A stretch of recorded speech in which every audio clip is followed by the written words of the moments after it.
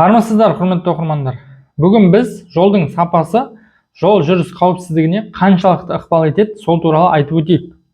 Құрметті оқырмандар, осы видеомен жақсылап бөлісіңіздер, себебі мына қарапайым халықта және осы жолдың құрылысымен айналысатын адамдарда жолдың сапасының маңыздылығын жақсылап түсініп алсын. Жолда жүру қауіпсіздігі осы жолдың сапасына тікелей маңызды десе де болады. Неге? Жолдың сапасы дегенде қарапайым адам, мысалы жүргізуші, ол ойлауы мүмкін, мына жолдың айнадай болып, теп-тегіс болып жатуы сол жолдың сапасы деп. Бірақ жолдың сапасы дегенге тек ол кірмейді. Жолдың сапасы деген ол үлкен ұғым. Яғни жолдың сапасына не кіреді?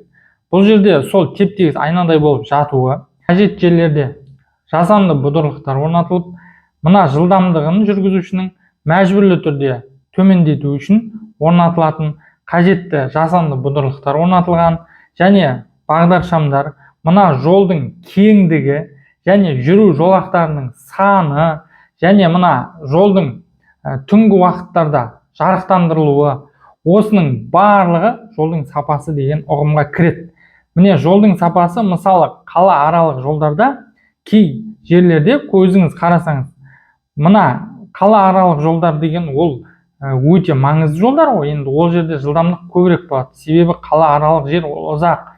Немесе қаланың сыртында бір елді мекенге бару үшін мына кей жерлерде бір ғана жолағы бар жолдар бар, яғни әр бағытқа бір жолақтан, сонда жалпы екі жолақ. Сонда бұндай көшелер өте қауіпті. Мына басы озған кезде де, әсіресе бұл жолдармен бір КАМАЗ, трактор немесе басқа жай жүретін көлік жүріп қалса, әбден ол жерде жүріп өту қиын болады. Көп көліктер жүріп жатады, басы озу да қауіпті. Жылдамдықты көбейтейін десең, ол жерде шұңқыр, ойлы жерлер көп. Осындай жолдар өте қауіпті. Бұл жолдарды мәселесін сол жолағын санын көбейтумен, және бұл жолдарда жаңағындай екі бағыттың арасын бөліп тұратын бөлу жолақтарын орнату, яғни темір ограждениялар қойып, сондай мәселелерді жасаса қауіпсіздік жоғарылайды. Енді бірақ жүргізушінің бұл жерде жауапкершілігін біз алып тастап отқан жоқпыз. Жүргізуші жол ережесін біліп, мына жылдамдық режимдерін сақтап, жол жүрісі қағидалары ережесін жақсылап түсініп, оны сақтап жүруі міндетті. Әрине, жүргізушінің жауапкершілігі бұл жерде алынбайды. Бірақ осы жүргізушінің жауапкершілігімен қоса, осы жүргізушіге жол ережесін сақтап жүруге қосымша осы жолдың сапасы ықпал ету керек. Мына жүргізушіні соған шақыру керек ол. Мына жолдың сапасы, түсініңіз ба?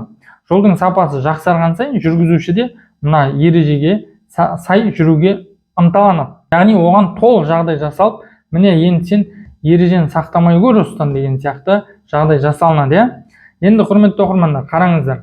Мына жолда жүрген кезде қаланың ішінде де осындай бір жолақты жолдар көп. Осындай қаланың ішінде мына пробка болған кезде, сол кезде көп жол көлік оқиғалары орын алады. Пробка болған кезде мына көліктің тез бір уақытта көп көлік өту үшін жолақтың саны көп болу керек.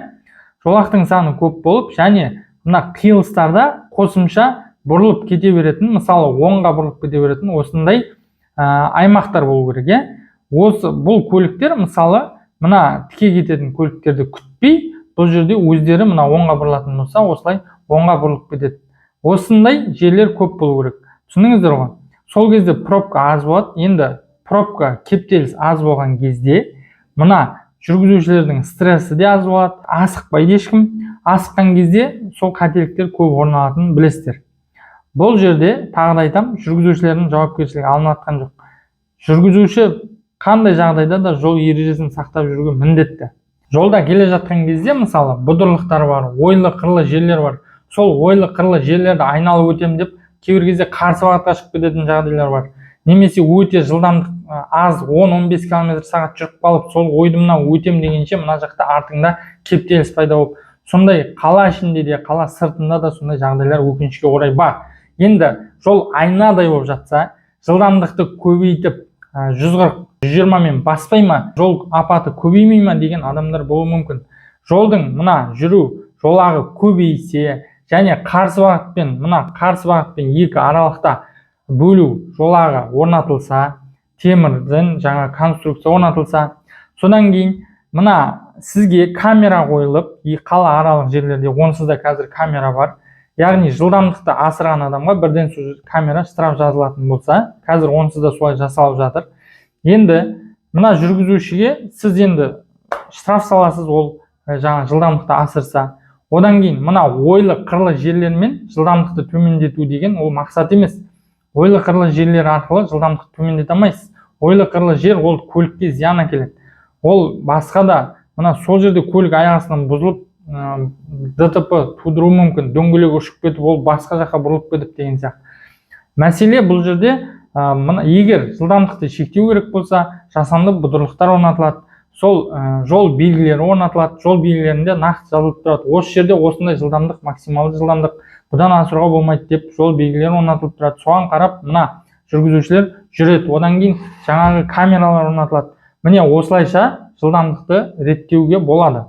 Жылдамдықты мына жолдың сапасыз жасалғанымен реттелмейді жылдамдық. Және де құрметті оқырмандар, қауіпсіздікті күшейту үшін мына жаяу жүргіншімен көліктің байланысын азайту керек.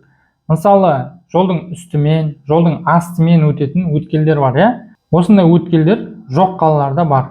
Осындай өткелдер болу керек. Әр бағытта жүретін көліктер бір-бірімен қиылыспай өтетін айрықтарда, инфрақұрылымда қарастырылса жақсы әрине. Міне осындай неше түрлі айрықтар бар.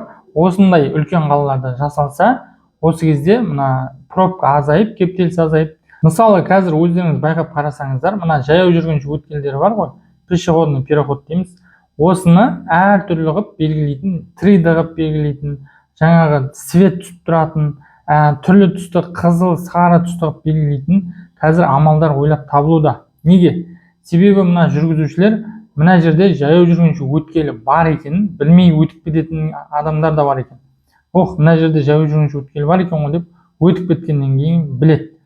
Сол себепті осындай неше түрлі жаяу жүргінші өткелін белгілеу амалдары ойлап табылуда. Мен сіздерге алдында айтқандай, сіз пешеходқа жақындаған кезде ол жаяу жүргінші өткелінің үстінде адам бар ма, өтіп жатыр ма, өтіп жатқан жоқ па, сіз жылдамдығыңызды бәсеңдетіп жүруіңіз керек. Себебі аяқ астынан адам шығып қалуы мүмкін. Құрметті оқырмандар, мына қала ішінде жүрсеңіз де, қаланың сыртында жүрсеңіз де, қай жерде жүрсеңіз де, сіздің мақсатыңыз А нүктесінен Б нүктесіне тез жету емес, аман жету болу керек. Жылдамдықты, мына белгіленген жылдамдықты, ереже бойынша бекітілген жылдамдық, ол сізге бостан-бос бекітілген жоқ. Әр жердің өзінің қауіпсіздігі бойынша бекітілген жылдамдығы бар. Осы жылдамдықтан асырмай жүріңіз. Құрметті оқырмандар, барлықтарыңызға А нүктесінен Б нүктесіне аман-есен жетуді тіледім. Біздің мына видеолармен бөлісіп, біздің каналға жазылып, тіркеліп алыңыздар. Біздің каналда тек қана пайдалы ақпарат. Келесі видеолардың барлығын жібермей қарап отырыңыздар. Барлықтарыңызға сәттілік.